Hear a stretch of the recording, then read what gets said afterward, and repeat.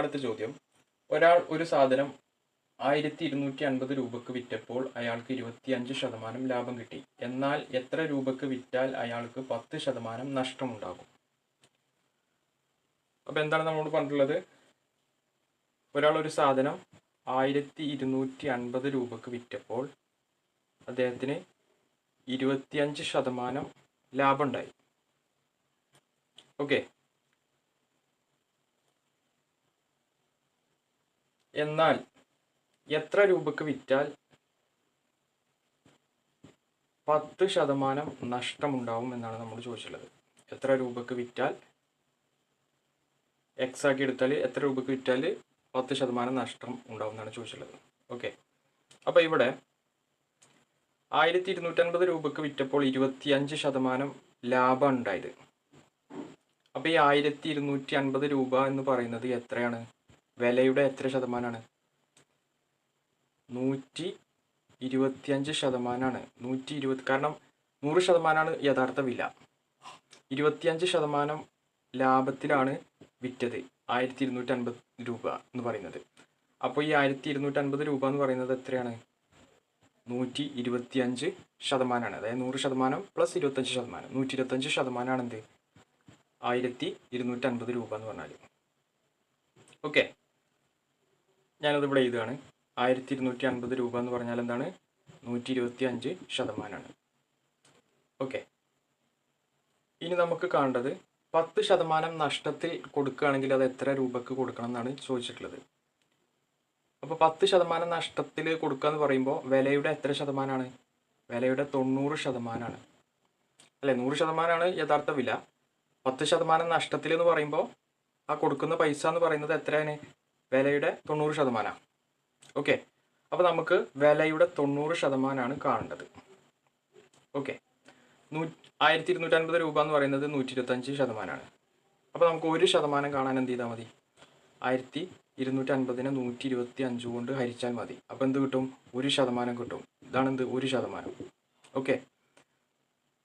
എന്നിട്ട് അതിനെ 90 കൊണ്ട് ഗുണിച്ചാൽ എന്ത് കിട്ടും? 90% കിട്ടും. ഓക്കെ. അപ്പോൾ വിലയുടെ 1% എന്ന് പറയുന്നത് 1250 ഡിവൈഡഡ് ബൈ 125 ഇൻറ്റു 90. ഇതാണെന്ത്? 90%. ഓക്കെ. ഇത് എത്രയാണ് നോക്കാം. 125 വെട്ടിപ്പോയാൽ ഇവിടെ 10. 10 ഇൻറ്റു 90 900.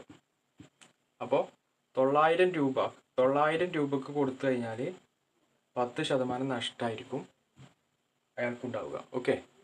അപ്പോൾ നമ്മൾ ഓപ്ഷൻ നോക്കുമ്പോൾ ഓപ്ഷൻ സി ആണെന്ത്? Correct answer. അടുത്ത ചോദ്യം. ഒരു സമപാർശ്വ ത്രികോണത്തിലെ തുല്യമല്ലാത്ത കോൺ 80 ഡിഗ്രി ആയാൽ തുല്യമായ കോണുകളുടെ അളവ് എത്ര? അപ്പോൾ നമുക്കറിയാം ഒരു സമപാർശ്വ ത്രികോണത്തിൻ്റെ 2 കോണുകൾ എന്തായിരിക്കും? തുല്യമായിരിക്കും. ഈ കോൺ എക്സ് ആണെങ്കിൽ ഈ കോണും എന്തായിരിക്കും? എക്സ് ആയിരിക്കും. ഈ കോണിൻ്റെ അളവ് തന്നിട്ടുണ്ട്. ഇത് എത്രയാണ്? 80 ഡിഗ്രി എന്ന് തന്നിട്ടുണ്ട്. അങ്ങനെയാണെങ്കിൽ തുല്യമായ കോണുകളുടെ അളവ് എത്ര എന്നാണ് ചോദിച്ചിട്ടുള്ളത്. അതായത് നമുക്ക് കാണേണ്ടത് എക്സ് ആണ് കാണേണ്ടത്. ഓക്കെ. അപ്പോൾ നമുക്കറിയാം ഒരു ത്രികോണത്തിൻ്റെ 3 കോണുകളും കൂട്ടിക്കഴിഞ്ഞാൽ നമുക്ക് 180 ഡിഗ്രി കിട്ടുക. അതായത് 80 ഡിഗ്രി പ്ലസ് എക്സ് എത്ര കിട്ടുക? 180 ഡിഗ്രി എന്ന് കിട്ടും. ഓക്കെ. അതായത് 80 degree plus 2x equal to 180 degree. So 2x equal to എന്താ കിട്ടുക? ഈ 80 ഇങ്ങോട്ട് കൊടുത്താൽ -80. പിന്നെ ഇവിടെ എന്താ ഉണ്ടാവുക? 100 ഡിഗ്രി എന്നുണ്ടാവും. അപ്പോൾ എക്സ് എന്താണ്? 50 ഡിഗ്രിയാണ്. അപ്പോൾ ഈ ആംഗിൾ എത്രയാണ്? 50. ഇതെത്രയാണ്? 50. അപ്പോൾ നമ്മൾ ഓപ്ഷനിൽ നോക്കുമ്പോൾ ഓപ്ഷൻ സി 50 ഡിഗ്രിയാണ് എന്ത്? Correct answer. ഓക്കെ. അടുത്ത ചോദ്യം. 6 ലിറ്റർ പാൽ 8 കുപ്പികളിൽ തുല്യമായി വീതിച്ചതിന് ശേഷം ഒരു കുപ്പിയിലെ പാലിൻ്റെ 2/3 ഭാഗം എടുത്ത് ചായ ഉണ്ടാക്കി. എന്നാൽ ചായക്ക് ഉപയോഗിച്ച പാൽ എത്ര ലിറ്ററാണ്? ഓക്കെ. എന്താ പറഞ്ഞിട്ടുള്ളത്? 6 ലിറ്റർ പാല് 8 കുപ്പികളിലാക്കി. 6 ലിറ്റർ പാല്. അപ്പോൾ ഒരു കുപ്പിയിൽ എത്ര ലിറ്റർ പാലുണ്ടാവും? ഒരു കുപ്പിയിൽ 6/8 ലിറ്റർ പാലാണ് ഉണ്ടാവുക ഒരു കുപ്പിയിൽ. ഓക്കെ. ഇനി നമ്മോട് പറഞ്ഞിട്ടുള്ള എന്താണ്? അതിലൊരു കുപ്പിയിലെ പാലിൻ്റെ 2/3 ഭാഗം എടുത്ത് ചായ ഉണ്ടാക്കി. അതായത് ഒരു കുപ്പിയിൽ 6/2 ലിറ്റർ പാലുള്ളത്. ഇതിൻ്റെ 2/3 ഭാഗം എടുത്ത് ചായ ഉണ്ടാക്കി. അപ്പോൾ ചായ ഉണ്ടാക്കാൻ ഉപയോഗിച്ച പാൽ എത്രയാണ്? 6/8 ഇൻറ്റു 2/3 ലിറ്റർ. ഇതാണ് ചായ ഉണ്ടാക്കാൻ ഉപയോഗിച്ച പാല്. ഇതെത്രയാണ്? 2ഉം 8ഉം ഇവിടെ 4 വരും, 6ഉം 3ഉം വെട്ടിയാൽ ഇവിടെ 2 വരും. അതായത് 2/4 ലിറ്റർ. 2/4 ലിറ്റർ എന്ന് പറഞ്ഞാൽ 1/2 ലിറ്റർ, അര ലിറ്റർ. ഓക്കെ, അപ്പോൾ നമ്മൾ ഓപ്ഷൻ നോക്കുമ്പോൾ ഓപ്ഷൻ സി ആണെന്ത് കറക്റ്റ് ആൻസർ. ഓക്കെ, അടുത്ത ചോദ്യം. ഒരു ചതുരത്തിൻ്റെ നീളവും വീതിയും തമ്മിലുള്ള അംശബന്ധം 5:2 ആകുന്നു. ചതുരത്തിൻ്റെ ചുറ്റളവ് 140 സെൻറ്റിമീറ്റർ ആയാൽ ചതുരത്തിൻ്റെ പരപ്പളവ് എത്ര? ഓക്കെ, അപ്പോൾ നമ്മോട് പറഞ്ഞിട്ടുള്ളത് ഒരു ചതുരത്തിൻ്റെ ഇത് നീളമാണ്, ഇത് വീതിയാണ്. ഇതിൻ്റെ അംശബന്ധം തന്നിട്ടുണ്ട്. അതായത് ലെങ്ത്ത് ഈസ് ടു ബ്രെഡ്ത്ത് എത്രയാണ് തന്നിട്ടുള്ളത്? 5:2 എന്ന് തന്നിട്ടുണ്ട്. പിന്നെ നമ്മോട് പറഞ്ഞിട്ടുള്ളത് ചതുരത്തിൻ്റെ ചുറ്റളവ് 140 സെൻറ്റിമീറ്റർ എന്ന് തന്നിട്ടുണ്ട്. ചതുരത്തിൻ്റെ ചുറ്റളവ് എന്ന് പറഞ്ഞാൽ 2 ഇൻറ്റു ലെങ്ത്ത് പ്ലസ് ബ്രെഡ്ത്ത്, ഇതാണ് ചുറ്റളവ്. ഇതെത്രയാണ്? 140 സെൻറ്റിമീറ്റർ എന്ന് തന്നിട്ടുണ്ട്. ഓക്കെ, അങ്ങനെയാണെങ്കിൽ നമ്മോട് കാണാൻ പറഞ്ഞിട്ടുള്ളത് ചതുരത്തിൻ്റെ പരപ്പളവ്, അതായത് ഏരിയ. ഏരിയ എന്ന് പറഞ്ഞാൽ നമുക്കറിയാം ലെങ്ത് ഇൻറ്റു ബ്രെഡ്ത്ത് ആണ് നമുക്ക് കാണേണ്ടത്. ഓക്കെ, അപ്പോൾ ഇവിടെ ലെങ്ത്തിൻ്റെയും ബ്രെഡ്ത്തിൻ്റെയും അംശബന്ധം തന്നിട്ടുണ്ട് 5:2. അപ്പോൾ ലെങ്ത്ത് നമുക്ക് 5x ആക്കി എടുക്കാം, ബ്രെഡ്ത്ത് 2x ആക്കി എടുക്കാം. അപ്പോൾ ആ വാല്യൂ ഇതിൽ സബ്സ്റ്റിറ്റ്യൂട്ട് ചെയ്ത് കഴിഞ്ഞാൽ ചുറ്റളവ് നമുക്ക് എങ്ങനെ എഴുതാം? 2 ഇൻറ്റു എല്ലിൻ്റെ സ്ഥാനത്ത് 5x പ്ലസ് ബീൻ്റെ സ്ഥാനത്ത് 2x ഈക്വൽ ടു 140 സെൻറ്റിമീറ്റർ എന്ന് പറയാം. That is 2 into 5x plus 2x 7x equal to 140. 2 into 7 14x equal to 140. So x equal to എത്ര? 10 അല്ലേ? കാരണം എക്സ് ഇവിടെ നിർത്തിയിട്ട് നമ്മൾ 14 അങ്ങോട്ട് കൊണ്ടുപോയാൽ 10 കിട്ടുക. അപ്പോൾ എക്സിൻ്റെ വാല്യൂ 10. അപ്പോൾ എക്സിൻ്റെ വാല്യൂ 10 കിട്ടി. നമുക്കിനി കാണേണ്ടത് ഏരിയയാണ്. ഏരിയ എന്ന് പറഞ്ഞാൽ ലെങ്ത് ഇൻറ്റു ബ്രെഡ്ത്ത് അല്ലേ? That is area a equal to length എന്ന് പറഞ്ഞാൽ എത്ര? 5x ആണ്, ഇൻറ്റു ബ്രെഡ്ത്ത് എന്ന് പറഞ്ഞാൽ എത്ര? 2x ആണ്. 5x ഇൻറ്റു 2x എന്ന് പറഞ്ഞാൽ 10x². എക്സിൻ്റെ സ്ഥാനത്ത് നമ്മൾ എന്ത് കൊടുക്കുക? 10 എന്ന് കൊടുക്കുക. അപ്പോൾ എന്താ കിട്ടുക? 10 ഇൻറ്റു 10 സ്ക്വയർ. 10 ഇൻറ്റു 10 സ്ക്വയർ എന്ന് പറഞ്ഞാൽ 10 ഇൻറ്റു 100. 10 ഇൻറ്റു 100 എത്ര? 1000 സെൻറ്റിമീറ്റർ സ്ക്വയർ. അപ്പോൾ നമുക്ക് എന്ത് കിട്ടി? ഏരിയ ഈക്വൽ ടു 1000 സെൻറ്റിമീറ്റർ സ്ക്വയറാണ്. അപ്പോൾ നമ്മൾ ഓപ്ഷനിൽ നോക്കുമ്പോൾ ഓപ്ഷൻ ബി ആണെന്ത് കറക്റ്റ് ആൻസർ. അടുത്ത ചോദ്യം. ഒരു സമാന്തര പ്രോഗ്രഷനിലെ n പദങ്ങളുടെ തുക 3n² + 1 ആയാൽ 10ാം പദം എത്ര? എന്താണ് പറഞ്ഞിട്ടുള്ളത്? ഒരു സമാന്തര പ്രോഗ്രഷനിലെ n പദങ്ങളുടെ തുക, അതായത് Sn എത്രയാണ്? 3n² + 1 എന്ന് തന്നിട്ടുണ്ട്. അങ്ങനെ ആയാൽ ഇതിൻ്റെ 10ാം പദമാണ് നമുക്ക് കാണാൻ പറഞ്ഞിട്ടുള്ളത്, ഈ സമാന്തര പ്രോഗ്രഷൻ്റെ 10ാം പദം. ഓക്കെ, അപ്പോൾ 10ാം പദം എന്ന് പറഞ്ഞാൽ നമുക്കറിയാം A10 equal to first term plus 9d അല്ലേ? നമുക്കറിയാം an എന്ന് പറഞ്ഞാൽ A1 + n-1 ഇൻറ്റു d ആണ് ജനറൽ ടേം അല്ലേ? ഇവിടെ 10 ആകുമ്പോൾ A1 + 9d എന്നാണ് വരിക.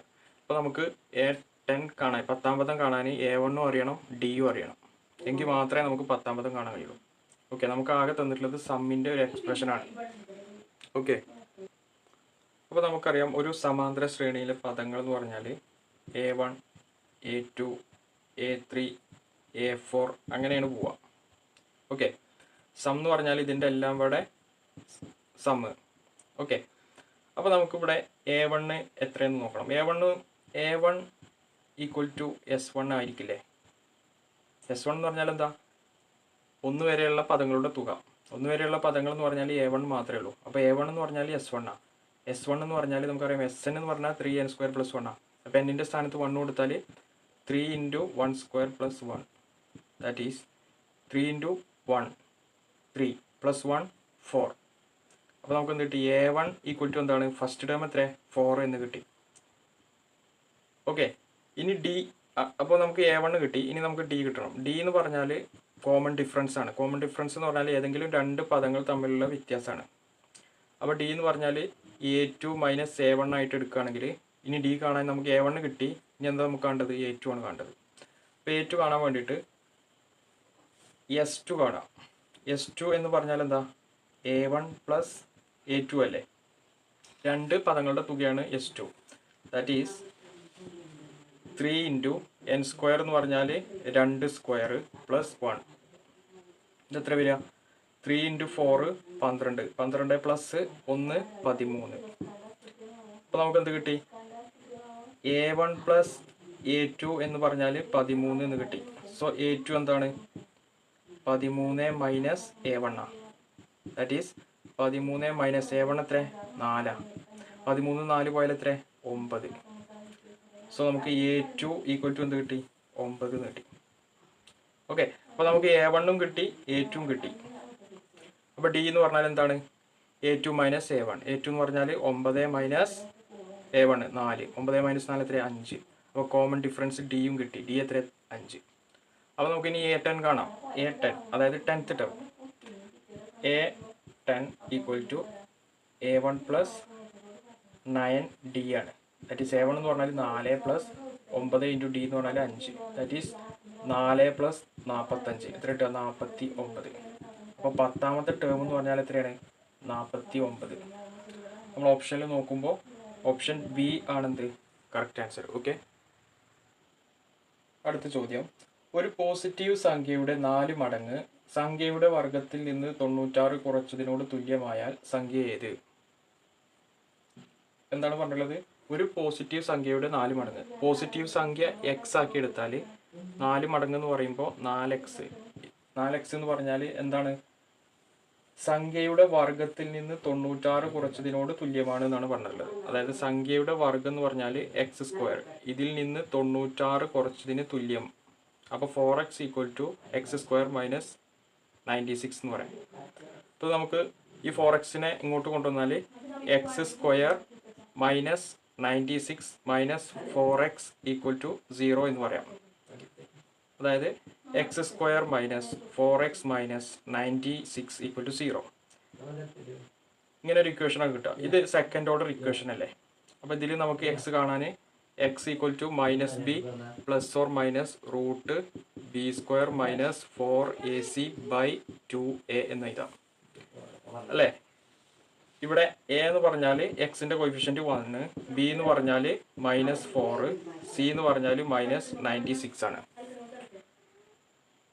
അപ്പോൾ നമ്മൾ ഈ വാല്യൂസ് ഇതിൽ സബ്സ്റ്റിറ്റ്യൂട്ട് ചെയ്ത് കഴിഞ്ഞാൽ x equal to minus b, അതായത് മൈനസ് ബി ഇവിടെ -4 ആണ്. അപ്പോൾ ഈ മൈനസും 2 മൈനസും പ്ലസ് ആവും. അപ്പോൾ +4 വരും. Plus or minus root B square എന്ന് പറഞ്ഞാൽ മൈനസ് ബീൻ്റെ സ്ക്വയർ, മൈനസ് ബീൻ്റെ സ്ക്വയർ 16 മൈനസ് 4 ഇൻറ്റു എ എന്ന് പറഞ്ഞാൽ 1, സി എന്ന് പറഞ്ഞാൽ minus 96 whole divide by 2 into 1. That is 4 plus or minus ഈ മൈനസും എന്താവും? പ്ലസ് ആവും. ഓക്കെ, 4 ഇൻറ്റു 96 എത്ര വരിക? ഇവിടെ 16 ഉണ്ട് റൂട്ടിനകത്ത്, പ്ലസ് 4 ഇൻറ്റു 96 384 എന്ന് വരും റൂട്ടിനകത്ത്, താഴെ 2. That is 4 plus or minus 16ഉം 384ഉം 400 ആണ്. Root divide by 2. റൂട്ട് 400 എത്ര? 20 ആണ്. റൂട്ട് 400 20 ആണ്. That is 4 plus or minus 20 divide by 2. അപ്പോൾ നമുക്ക് എക്സിൻ്റെ വാല്യൂ കിട്ടി. എക്സ് ഈക്വൽ ടു എന്താവാം? 4 പ്ലസ് 20 ഡിവൈഡ് ബൈ 2 അല്ലെങ്കിൽ 4 മൈനസ് 20 ബൈ 2. 4 പ്ലസ് 20 ബൈ 2 എന്ന് പറഞ്ഞാൽ 24 ബൈ 2. 24 ബൈ 2 എന്ന് പറയുമ്പോൾ 12. അല്ലെങ്കിലോ 4 മൈനസ് 20 എന്ന് പറയുമ്പോൾ 16, മൈനസ് 16 ബൈ 2. മൈനസ് 16 ബൈ 2 എന്ന് പറയുമ്പോൾ എത്ര വരിക? -8 വരും. എത്ര വരിക? -8. അപ്പോൾ എക്സിൻ്റെ 2 വാല്യൂസാണ് ഇവിടെ പോസിബിൾ ആയിട്ടുള്ളത്. ഒന്ന് 12 അല്ലെങ്കിൽ -8. അപ്പോൾ നമ്മൾ ഓപ്ഷനിൽ നോക്കുമ്പോൾ ഓപ്ഷൻ സി 12 ഉണ്ട്. ഓക്കെ, അപ്പോൾ ഓപ്ഷൻ സി ആണെന്ത്? Correct answer. അടുത്ത ചോദ്യം 3, 12, 27, 48 ഡാഷ് എന്ന ശ്രേണിയിലെ അടുത്ത പദം ഏത്? ശ്രേണി ഏതാണ്? 3, 12, 27, 48 ഇതിലടുത്ത പദം ഏതാണെന്നാണ് ചോദിച്ചിട്ടുള്ളത്. ഓക്കെ, അപ്പോൾ ഇവിടെ 3 ആണ്, ഇവിടെ 12 ആണ്. രണ്ടാമത്തെ സംഖ്യ 12 ആണ്. 12നെ നമുക്ക് 3 × 4 എന്ന് എഴുതാം അല്ലേ. 27നെ നമുക്ക് 3 × 9 എന്ന് എഴുതാം.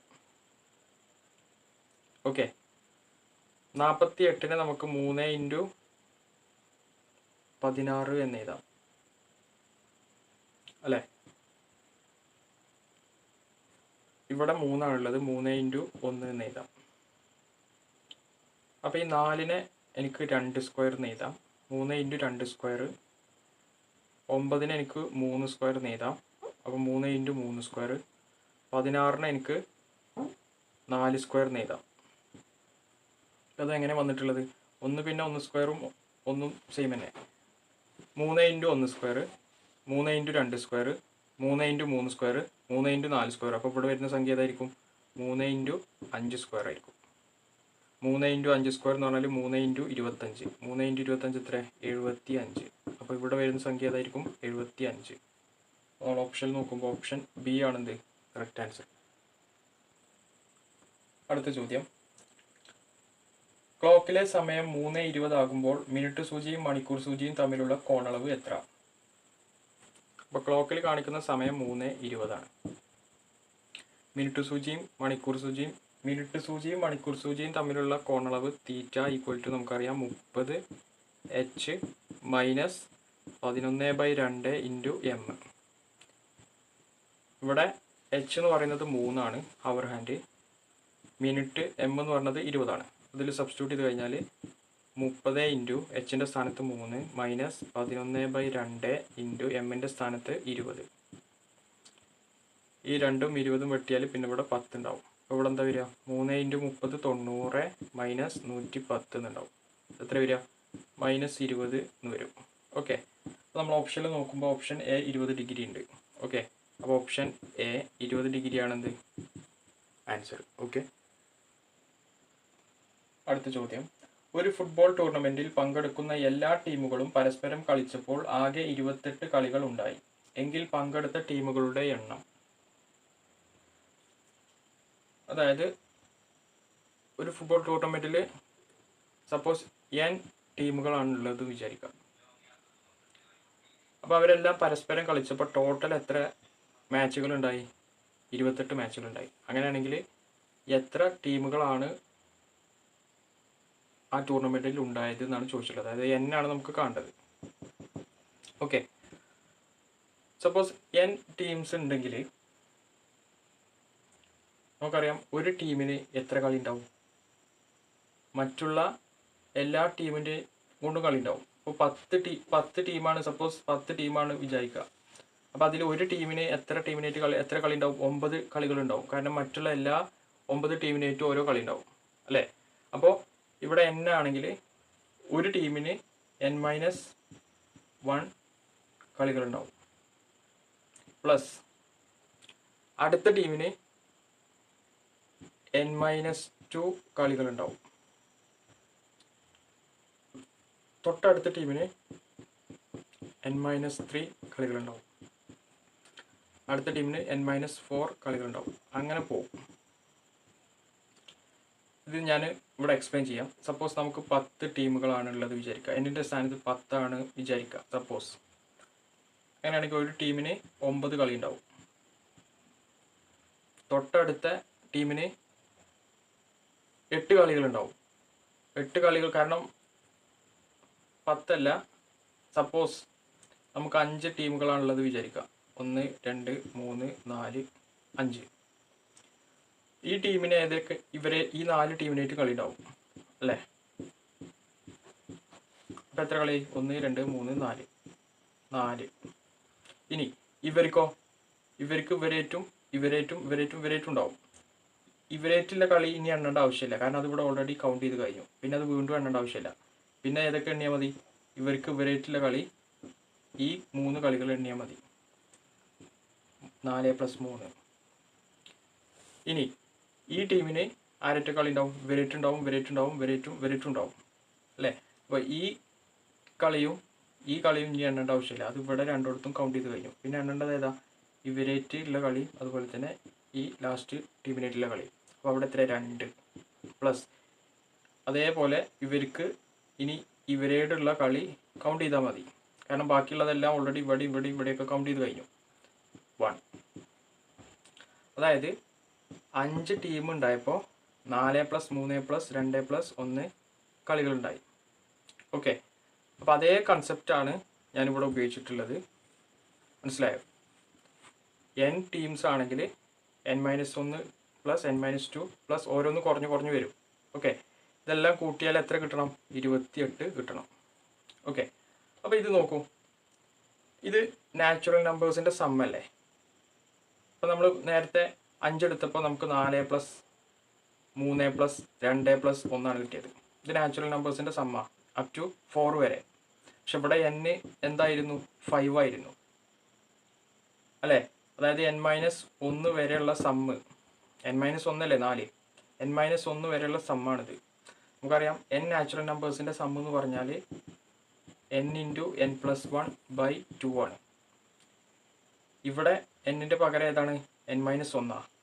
അപ്പോൾ n-ൻ്റെ സ്ഥാനത്ത് n-1 കൊടുത്തിട്ട് ഇത് മാറ്റി ചെയ്താൽ n-1 × n-1 + 1 n/2 ഇതല്ലേ സമ്മ് അല്ലേ? അപ്പോൾ നമുക്ക് ഇതിനെ മാറ്റി എഴുതാം. എങ്ങനെ? അതായത് n-1 വരെയുള്ള സമ്മുകളാണ്. അപ്പോൾ അതേ കൺസെപ്റ്റിൽ നമുക്കിതിനെ മാറ്റി എഴുതാം. n-1 വരെയുള്ള സമ്മിനെ നമുക്ക് n-1 × n+1, n+1ൻ്റെ അവിടെ n വരും.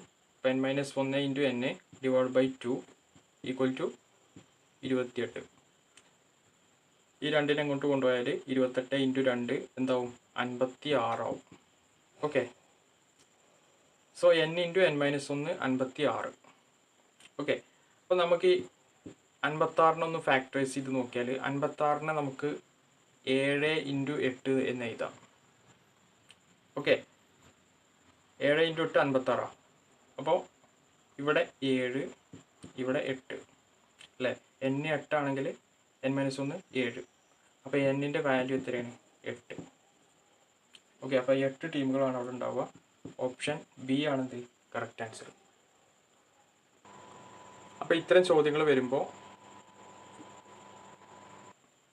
നമ്മൾ ഈ ഫോർമുല പഠിച്ചു വെച്ചാൽ മതി. n × n-1/2 മാച്ചുകൾ ഉണ്ടാവും. ഓക്കെ, ഇതേപോലെ തന്നെ ഇപ്പോൾ ഇവിടെ മാച്ചാണ്. ഇതേപോലെ തന്നെ ഹസ്തദാനം, അതായത് ഷെയ്ക്ക് ഹാൻഡുകൾ, നമ്പർ ഓഫ് ഷെയ്ക്ക് ഹാൻഡുകൾ ചോദിക്കാറുണ്ട്. ഓക്കെ, അപ്പോൾ ഇതേ ഫോർമുല ഉപയോഗിച്ചാൽ മതി. ഓക്കെ, അടുത്ത ചോദ്യം. cat = 24, bat = 23, mat = 34 ആയാൽ സാറ്റിന് തുല്യമായ സംഖ്യ ഏത്? എന്താണ് പറയുന്നത്? കാറ്റ് എത്ര? 24 എന്ന് തന്നിട്ടുണ്ട്. അതേപോലെ ബാറ്റ് എത്രയാണ്? 23 എന്ന് തന്നിട്ടുണ്ട്. മാറ്റ് എത്രയാണ്? 34 എന്ന് തന്നിട്ടുണ്ട്. അങ്ങനെയാണെങ്കിൽ സാറ്റ് എന്താണ് വരിക എന്നാണ് ചോദിച്ചിട്ടുള്ളത്. അപ്പോൾ നമ്മളിവിടെ കോഡിംഗ് ആണിത്. ഓക്കെ, അങ്ങനെ കോഡിങ് വരുമ്പോൾ നമ്മൾ ആൽഫബറ്റിക് ലെറ്റേഴ്സൊക്കെ അതിൻ്റെ നമ്പർ പൊസിഷൻ അനുസരിച്ച് എഴുതി വെക്കുന്നത് നല്ലതാണ്.